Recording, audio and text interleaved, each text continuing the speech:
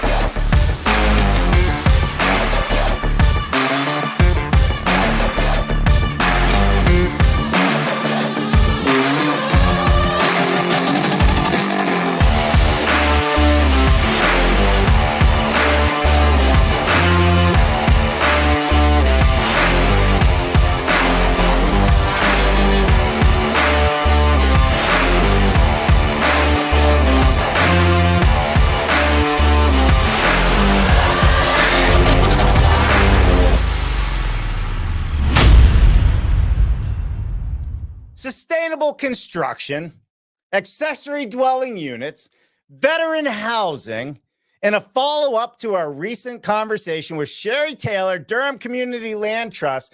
Today, we will welcome Wanona Satcher from Mākhers Studio, who will share with us their forward-thinking approach to permanent housing, affordability, and restorative wellness through real estate development. But before we do any of that, we got to have a word from our sponsors.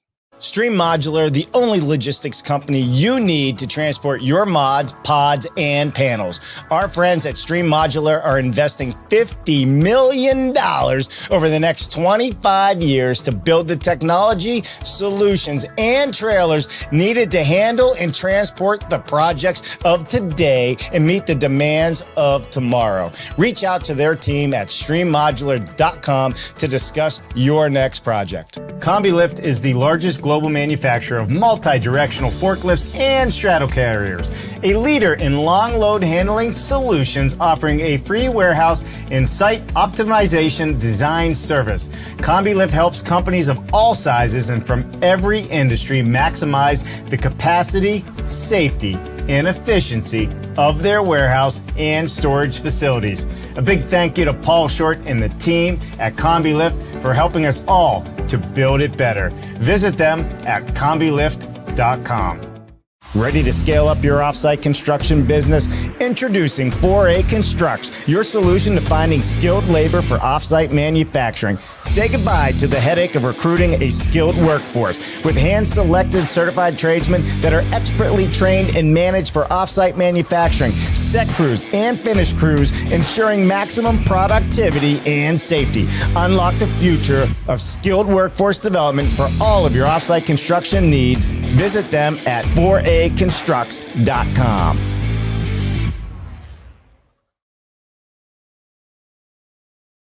All right, welcome everybody, and thank you to all of our supporting members. We cannot deliver any of these informative conversations without the support of all of them and all of you out there. So, all right, we're going to hop into an awesome story. We're going to hop into a story that's near and dear to my heart, the community, veterans, homeless, and so much more. So let's hop into it. Let's bring Wanona onto the stage. What's up, Wanona? How are you today? Hi, good. How are you? Excited to be here. I'm excited to have you here. So here's what's a fun story about Wanona and I, because we go way back to Washington, D.C. at the Innovative Housing Showcase. And if you've been watching this show, you're starting to learn that there was so much happening there. But we met you at the Innovative Housing Showcase, and then we all came home and we covered some of the stuff you're doing there. And then I'm on this journey with Module here in Pittsburgh, traveling around in a bus to some of their projects. And we come across another mission-driven developer, Durham Community Land Trust folks, on Module's bus. And then we got to talking to like, oh, well, yeah, you were just talking with Wanona. And I'm like, well, you don't look like Wanona. I'm trying to put the pieces together. And well, full circle, here we are. Thank you. Full circle. Yep. There are no coincidences. There are no coincidences whatsoever. So big shout out to Sherry Taylor as well, Executive Director of DCLT. So let's just get some of these fun things out of the way because everybody deserves recognition for what you guys are all doing. Right. Mm-hmm. So that's right. All right, let's hop into this. You guys have an innovative design approach, Mākhers Studio. You're known for innovative approach to sustainable and modular architect. How do you see the role of modular design evolving and addressing housing affordability and community development, especially in underserved communities? Yeah, the role of modular is critical, and it's increasing and growing. And of course, there's different types of modular construction. We focus at Mākhers Studio on shipping container fabrication, real estate solutions. Specifically, of course, our heart, as you mentioned, Dave, is affordable housing. We know, though, and especially in underserved communities, underutilized communities, under-resourced communities, that land costs are exorbitant, that construction costs are exorbitant and increasing, and that sometimes there's a lack of skilled tradesmen and tradeswomen as well. And so for us, one of these solutions, not all, we don't pretend to solve everything, but we are a solution, is a modular space because we are an offsite builder. We are a Georgia certified offsite builder. And the ability to, what I say, build small spaces for large impact is that you're able to reimagine what others would consider a land of no value or underutilized, especially in communities of color, where we see the opposite. We see potential, we see opportunity, and we see opportunity for building spaces that reflect the needs of the community, but that can also be built by the community as well. The way we operate, we do use tools, but it's really about hiring locally to inspire those to build the change that they want to see. And so modular allows us to do all of those things. It allows us to not be conventional in the sense of how we deliver the solutions, how we construct the solutions, but it also allows us to be conventional, though, in the sense of utilizing existing materials for a better use and for more affordable use. And so we sort of touch on all of those things. We're able to build greater impact on smaller sites as infill development opportunities, as the company you mentioned, Module, as well. They do the same thing. And it just so happens that a lot of these spaces are in communities that are being priced out. And so we find this is a solution, a viable solution to solve that. Yeah. So tell me, how did this all come about? Nobody just goes, well, I'm going to be a modular builder. I'm going to be a modular manufacturer. And I want all of those headaches and supply chain headaches. Like, walk us through, like, what was the aha moment and where's the passion coming from? Before the show, we talked about that, this is coming from the heart. Help us understand how this all came about. And then let's hop into what the product is. Sure. Well, for us, it's all about personal connections. And that's how we are as humans, right? We are emotional beings. My experiences in, having to take, 2 school buses to get to a better school outside of the neighborhood that I lived in, that's a housing conversation. It's not just an educational, it's housing first. My husband, who was also a military veteran, Marine Corps veteran, from South Dakota, talks about a lack of quality housing, not necessarily from the price point, but the quality of the housing in indigenous communities in the Midwest. And so what we've seen and what we've experienced led us to this point.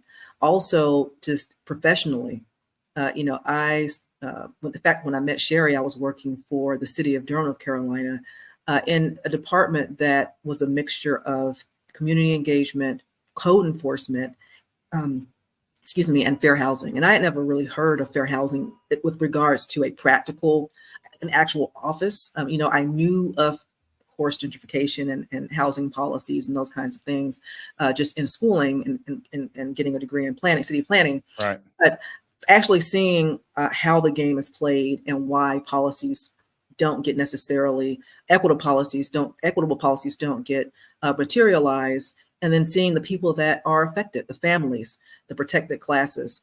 And all of those things together sort of led to the question of how can we then create, knowing the existing market conditions, we know everything's expensive, but how do we create the physical and tangible solutions that can house people, but then also create communities, literally communities, develop communities out of those spaces and create workforce opportunities at the same time.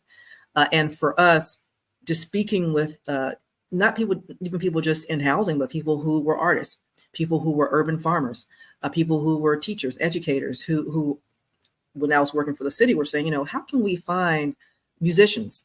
How can we find spaces that we can afford to be able to impact our communities? And brick and mortar spaces were just not affordable. And so all of these things we started to look at, what kind of solution, physical structure solution is out there to do that. And then how can we plug and play with these solutions? And that's, of course, where the modular piece came in. Took it a step further. How can we be more sustainable in construction? So for me, it's not just having a home, living in a structure. It's also about living in a quality space, a space that's healthy, a space that we can source pretty quickly to be able to deploy and install and get people housed as quickly as we can and make it a true low barrier to entry. So all those things sort of combined into the company that we started in 2017 in Atlanta, Georgia here, Mākhers Studio, to start to answer some of those questions. You said 2017 you started? Yes. Oh my goodness, right before like I said, everybody says, yeah, right? That's exactly. The big thing. Yeah, for sure. And so, all right, you're based out of Atlanta, Georgia. What part of Atlanta are you out of? So our factory is actually in East Point, Georgia, which is the same county as the city of Atlanta, but different city right next door. So not too far from downtown. We're sort of in the middle of downtown and the airport. So it's a great place logistically to be. Yeah, for sure. And then also tell me, how big is the manufacturing facility that you currently have? Yeah, so we are excited about our manufacturing space. It's 25,000 square feet. We consider ourselves, because of that, well, part of the reason we consider ourselves more of a boutique modular builder is because of that size. We're not a large operation, and that's not what we want to be. We really are about looking at and hopefully scaling to where we are able to redevelop similar commercial properties in underserved communities that are between 25 and 50,000 square feet, because typically those spaces have either been old warehouses or they were old strip mall centers or grocery stores that are now defunct. And so what better place to be able to make an impact from a workforce standpoint and to deliver housing than being in the community itself. Also, a big part of how we view the workforce component is being accessible, our space being accessible to transit. And so we are close to several of the MARTA stations and subway stations in Atlanta, and also on the street that we are located on. It's and of course, being in East Point, we are also adjacent to major highways and in kind of close proximity to Savannah, Georgia, which is one of the largest ports in the country, where our shipping container supplier gets a lot of our shipping containers from. Yeah, what is that? 78? Doesn't say, is it Interstate 78 or something runs across there to Savannah? I don't know. I was stationed in Savannah, so I used to always have to take the road. I sat in the back of somebody's pickup truck on that highway many times going to hang out at Athens, Georgia. Yeah. For sure. Let's talk about the product a little bit, Wanona. I'm going to put this on stage and play this video while you're talking about it, just so people can see. But walk us through what is it you're building? Well, this was our first permanent and approved accessory dwelling unit that we did for a client here in the actual city of Atlanta. And this was during the pandemic. Now, we built this prior to having a factory. And so it was a modular container unit built on site. And so we still had to build it just like you build anything else, go through the rigorous permitting for that. And so that took about 18 months to build this one accessory dwelling unit. Wow. We, however, did still finish ahead of schedule before the other homes. There were other homes that were being built in right actually on the same block. I think they like just got finished last year. And this was our first project that was really where we began to gain traction in the company. We had another project at the same time in a whole different part of the metro area that was a commercial product. But this was really near and dear to our hearts. The clients were amazing. They took a risk on a new company doing container construction. One of the things that they noticed was that the numbers just didn't work to mobilize an EDU using conventional methods. And so they wanted something that could be deployed and built fairly quickly and reasonably priced. I will say, if you look at the community, the neighborhood where we built this unit, the vacant properties in that, which are rare in that neighborhood, they were going for maybe $600,000-$700,000 vacant. And we were able to build this 320 square foot, 1 bedroom, 1 bathroom container unit for now it would be about $75K, which is still actually really good, for the price and for what you're getting. Right. But that set us off on the journey that we're on now. And so, we are always in gratitude for our clients who take who took the first leap of faith, work with a company like ours. It just shows you what you can do with recycled materials. The unit also is energy efficient. We work with an energy partner out of Raleigh, North Carolina, Southern Energy Management. We love them to work to sort of help us think through what are the materials and how we build again to build not just quality structures, but healthy structures. And so this was the first time we actually could show that, yes, you can build affordability right in an inner city, a very expensive inner city space. And the cool part about it is that, we didn't approach this project with our clients as an affordable housing goal. It was the client said, we need something that we can afford, which is relative, right? What you can afford and what I can afford different, but something that we can afford, something that helps us think about downsizing, helps us think about having a space for family, helps us think about having a space for our daughters that are now, have finished college and they might want to come back and visit, and something that could fit in our yard in a tight space. And so once we started looking at the numbers, then they realized, oh, this actually could be considered an affordable home, as a workforce home. Right. And so this allowed us to do what I call, solve this need of what I call a backyard approach to affordable housing solutions, where the client is participating in adding more affordable housing to a city just by having this small unit in their backyard. All of your houses, are they container? Are they built with containers? Yes. Right now, that's our specialty. Yeah. We focus on shipping container fabrication, and it's all of our units, both commercial and residential. Both commercial and residential. Talk to me about the size of the residential units. Is it only one container, or can you put multiple containers together? No, we can, and we have. We put multiple containers together, stack the containers. That's what they're built for. Yeah. Very, very strong, very, very strong real estate solution, because we do have to think about that as well. What is the longevity of these units? How strong are they? How do they withstand storms, increasing storms that we're seeing across the board? How do they withstand heat, chill, whatever the current conditions are? Right. And the trends of those conditions, we take that into account as well. But no, for both residential and commercial, in fact, we're working on projects now. Well, in fact, the one with Sherry, a couple of those units are multiple containers welded together, but we're also looking at multifamily, a couple of multifamily projects now with our other clients, including another veterans organization here in Atlanta as well.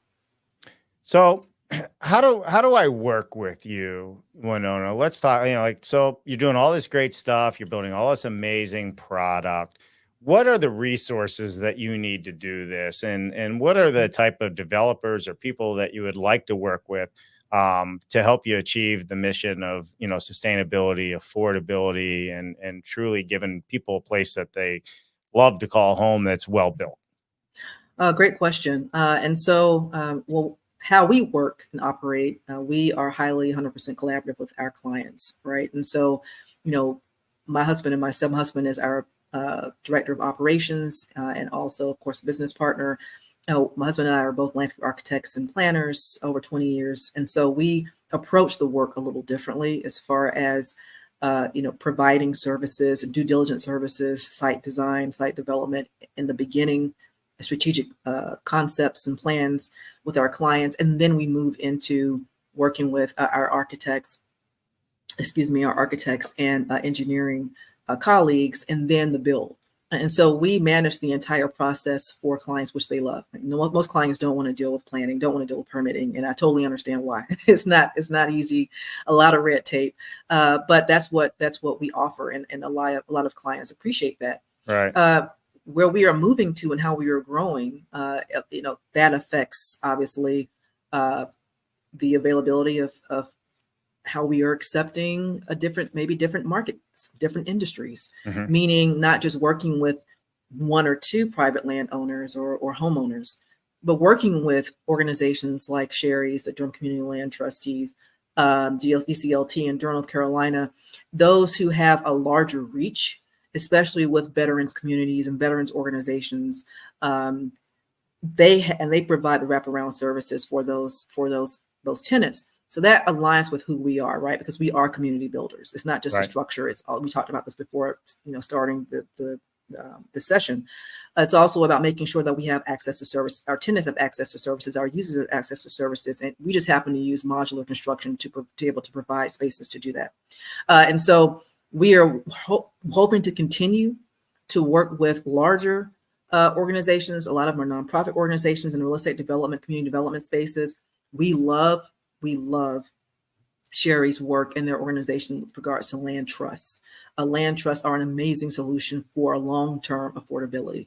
And so we love being a part of aligning ourselves with organizations like that.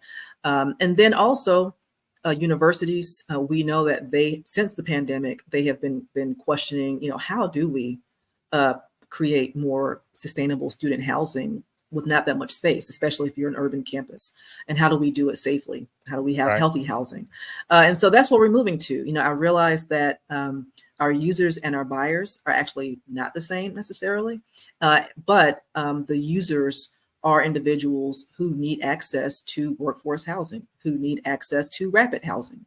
All housing is different, and we can provide that. We are also talking with the City of Atlanta and other local municipalities. We just did a lunch and learn with the City of Atlanta Planning and Building Department on what we do so that we can continue to educate everyone about the process and how we need help with being able to deploy more units, more affordability in these communities. And so more municipal clients, larger nonprofit and for-profit developers who care about what we care about, that's sort of where we're moving. And that's where we really would love to talk with more potential clients and how we can help them solve the problems that they're trying to. So how far of a shipping radius, it's funny, right? Shipping container, how far of a shipping radius with your shipping containers will you actually ship to? Anywhere. We're not, we're definitely location agnostic, even though we're located in the Southeast. And of course, when we met in DC, that was on the National Mall, that was our first, and that was first and exciting, a lot of lessons learned traveling one of our units out of the state of Georgia. But no, we are excited about the potential to work anywhere in the country and globally soon, hopefully soon. And that's one of the beauties of modular construction, especially shipping containers, because that's what they're built to do. And so, we don't have to worry about, wide loads on the highway with trucks, because they're not wide loads, right? They fit on a bed quite nicely, and they can be shipped anywhere. Now, I will say though, to keep costs affordable, not for just our clients, but for us to build, that then, really we start to look at, okay, how do we scale our operations so that, because we have interest in the Midwest already and the West, how do we scale our operation to have those outposts in those areas so that the trucking and logistics is still affordable? I mean, at the end of the day, we can't solve everything sustainably. Part of it is looking at our carbon footprint. So while we build more sustainably, building in a factory offsite, which lessens the amounts of trips you have to make to the actual site.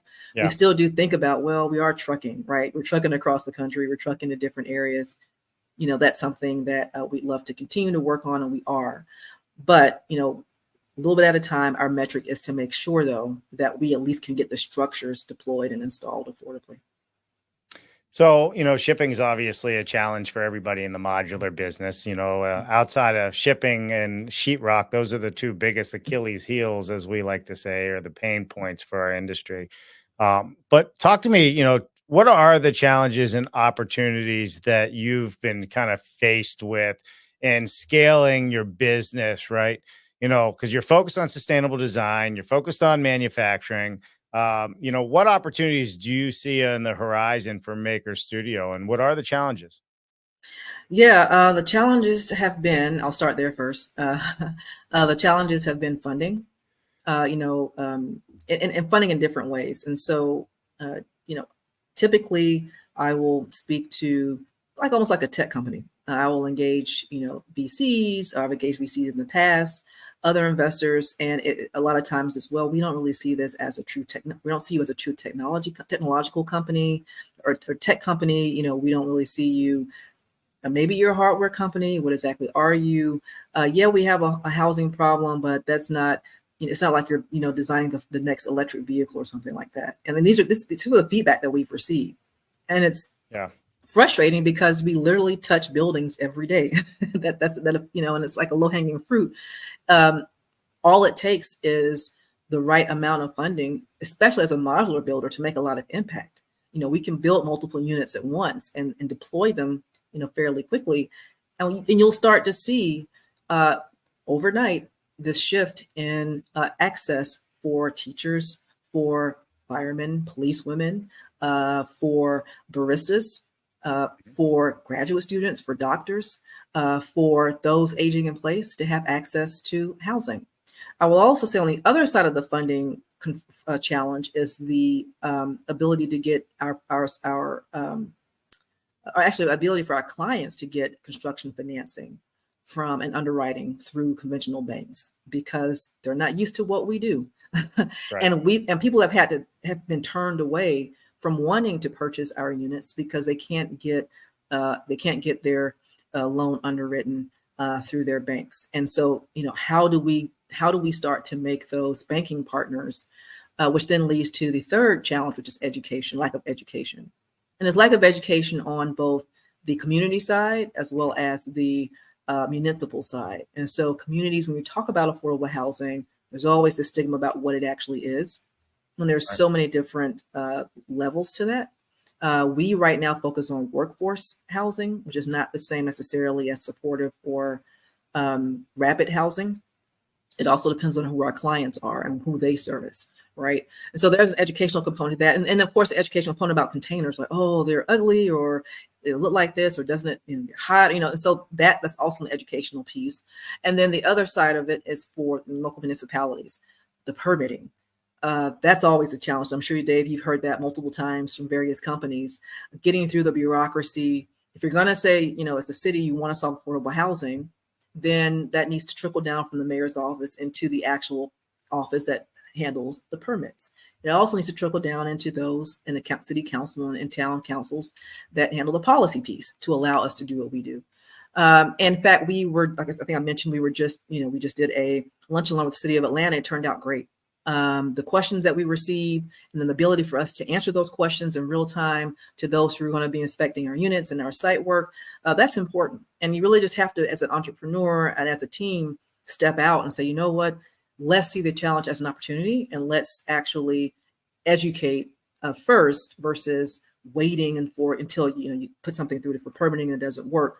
Let's put it out there. Let's have a conversation about what we're doing and how we can help.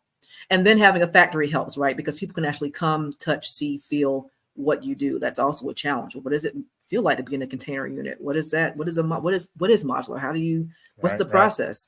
And so, so a lot of it's just been educated. And that's been lately the most exciting piece, which was why we were so happy that Sherry invited us to DC, so we can show what we do, people can walk through. And the feedback we received was awesome. We were the only Georgia company there, only container company that was there, unbeknownst to us. And so that we really wanted to make sure we leveraged those opportunities as well. But we know that modular, as hard as it's been, we know the industry is growing.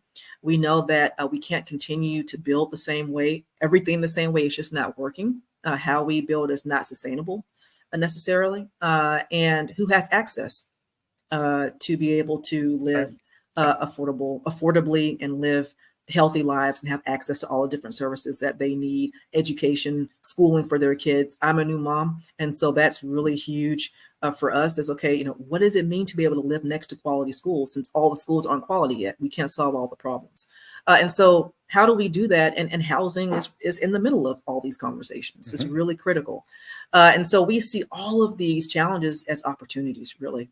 And a way just to make impact with small spaces. I mean, that's it, right? Well, hey, listen, I mean, when it comes to the baristas that serve me a coffee, at 5 a.m., we got to make sure they're well rested. Yeah, that's right. Like, let's be real. But, workforce housing is super, super important. And it's they can't afford to live where they work is becoming a major problem.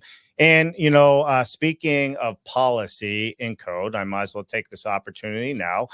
We have been selected by the International Code Council. That's right. For supporting and partnering with them for their 2024 Conference Expo in hearings. Now, what's so great about this, Wanona? They've asked the Dave Cooper Live community to come to their conference. They want to support the offsite community. They want to see product. Now, for everybody out there that doesn't know, this is the annual meeting that all of the state and local building officials go to get educated and up to speed on what's happening next. And this is the first year, and only right here on Dave Cooper Live, have they ever asked for us to help them bring the leaders of the offsite community. And also, they want to see your product. What a better way to educate, is there a better way to educate than to take it right to them? So if you want to come and you want to sit down and meet all these folks and have a seat at the table with the leaders, the CEO of the International Code Council, and the people that are helping make decisions on how our future looks in the offsite industry, then you don't want to miss this. It's October 20th through the 23rd. 2024, and it's in Long Beach, California. So get your surfboard, get your wetsuit, whatever it is you like to do, and come on out and let's have some fun. But yeah, that's a big deal. So Wanona, I hope you're going to join us out there for that as well. Yeah, I was just about to say we hope to be there. And shout out to the ICC. We utilize their NTA division for our permitting and our plan reviews and permitting, and to be able to send those plans to our state reviewers to be able to get our buildings approved and built. So they have made a lot of strides in creating a special space for modular construction, not necessarily containers, but modular construction.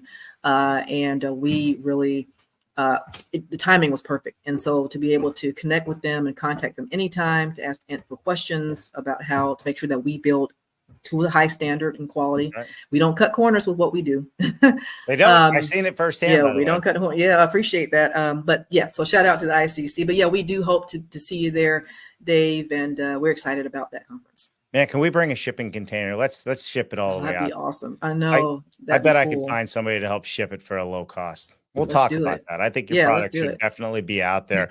All right. We're almost about out of time here. We've been chatting away, having a good time. There's two things. One, what is your future vision as the CEO? How do you envision, the future of urban development, particularly in cities that are grappling with issues of equity and inclusion? You made a comment about that a little bit earlier, right? So what is Mākhers Studio's plan to help contribute to that? Oh, well, to keep doing what we're doing until we're not needed. We don't want to be doing this for the next 20, 30 years, because then that means we haven't really made the change that I hope that we would make.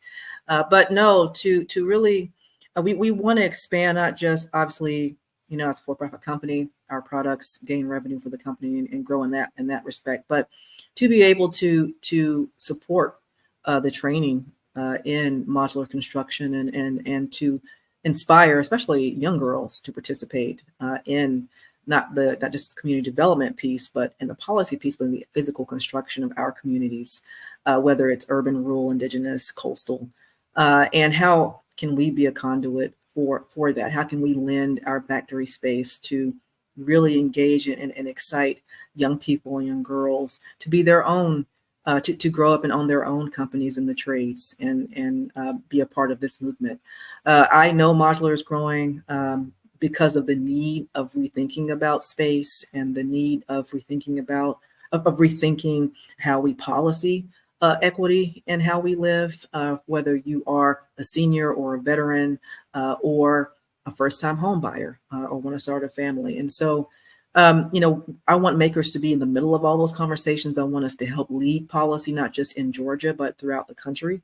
And they can look at what we do, right? Not just what we say, and invite us to the table to support affordable housing efforts in various cities across the country. And I think, Dave, the work that you, Jennifer, are doing are going to definitely help us to do that. We really appreciate your amplifying our story, and hopefully, others are inspired by it. But we just really want to be at the forefront in the middle of all the conversations around the policy and the infrastructure piece, and how can we support local municipalities in providing the affordable housing solutions that they need. I love it. I love it. Is there anything that I missed in this conversation, Wanona, that you just want to make sure that we get out there? I don't want you to say, "Oh, I didn't ask me that question." This is your chance to self-promote to whatever it is you want to do. But honestly, the way we have building is not working. It's very clear. Just drive around our cities, look under the bridges and in our parks. If we've been doing it the right way, then we wouldn't have the problems that we have at the moment. Sure. So, if there's anything you want to leave us with, now's your opportunity. And if I did a great job, you can just say, "Hey, Dave, you're amazing."